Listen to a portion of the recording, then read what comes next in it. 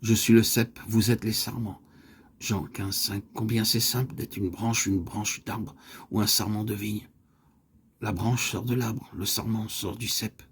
La branche, le sarment se développe et, autant voulu, porte du fruit. Le sarment n'a pas de responsabilité spécifique, il reçoit du cep, vie et nourriture. Si nous connaissions seulement par le Saint-Esprit quelle est notre relation avec Jésus-Christ, notre travail pour le Seigneur serait transformé et deviendrait quelque chose de magnifique et de céleste. Au lieu d'être une fatigue ou un fardeau pour notre âme, notre travail serait comme une nouvelle expérience, nous unissant à Jésus plus que toute autre chose. Car hélas, n'est-il pas vrai que souvent notre travail vient s'interposer entre Jésus et nous? Quelle folie! Quelle absurdité! Quelle tristesse! Quelle désolation! L'œuvre même qu'il a à faire en moi est celle que je fais pour lui. Je l'envisage de telle façon qu'elle me sépare de lui, m'en éloigne. Bien des ouvriers de Dieu se sont plaints qu'ils avaient trop de travail et pas de temps pour une communion intime avec Jésus, et que leur travail habituel affaiblissait leur amour de la prière, leur engagement,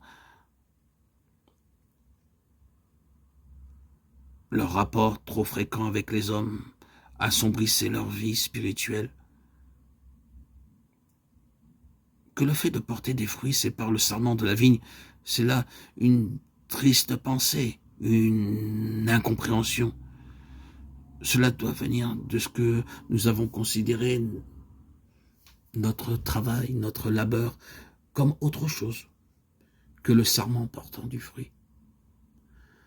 Oh, que Dieu, frères et sœurs bien-aimés en Christ, nous délivre de toute fausse idée au sujet de la vie chrétienne. Examinons quelques idées au sujet de cette existence bénie du sarment, qui demeure attachée au cep. En premier lieu, c'est une vie de dépendance absolue. Le sarment ne possède rien. Il dépend du cep pour tout. Ces mots absolue dépendance sont des mots des plus solennels et des plus précieux.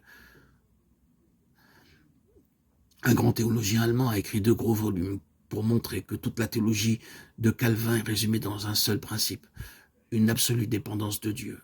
Et c'est juste. Un autre grand écrivain dit que la dépendance absolue inaltérable, la dépendance de Dieu seul est l'essence de la religion des anges, et qu'elle devrait être aussi celle des hommes. Dieu est tout pour les anges, et il veut être tout pour le chrétien. Si je puis apprendre à dépendre de Dieu à chaque moment de la journée, tout sera bien. Vous atteindrez la vie spirituelle la plus élevée si vous dépendez absolument de Dieu.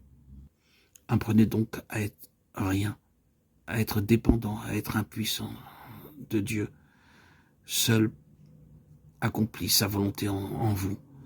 Celui qui possède quelque chose n'est pas absolument dépendant, mais celui qui n'a rien est complètement dépendant. Dépendre absolument de la puissance de Dieu. C'est le secret de la puissance dans le travail pour Dieu. Le sarment ne possède rien par lui-même, il n'a que ce qui lui vient du cep. De même, vous et moi, nous ne possédons rien excepté ce que Jésus nous donne.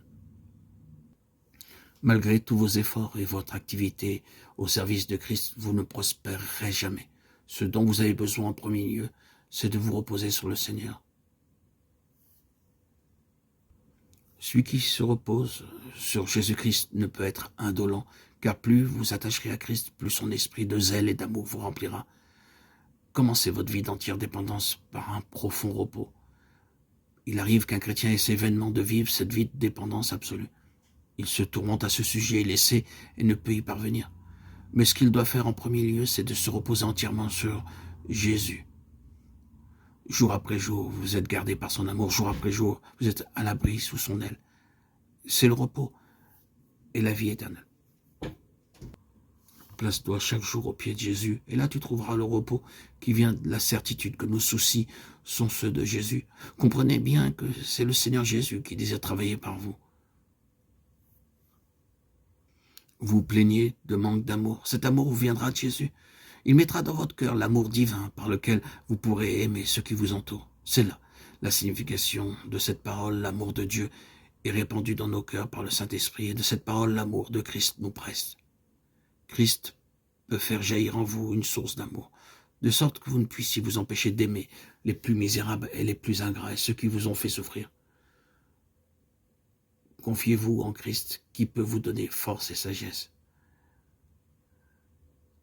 Christ dit, je suis le cep et mon Père est le vigneron. Mon Père est le vigneron qui prend soin de moi et de vous. C'est lui qui veille sur les rapports entre Christ et les sarments du divin cep. Et c'est par la puissance de Dieu, à travers Christ, que nous portons alors du fruit en abondance. Nous devenons féconds pour nous-mêmes, mais plus que cela pour les autres. Nous rafraîchissons notre entourage. Nous rayonnons de la lumière de Dieu.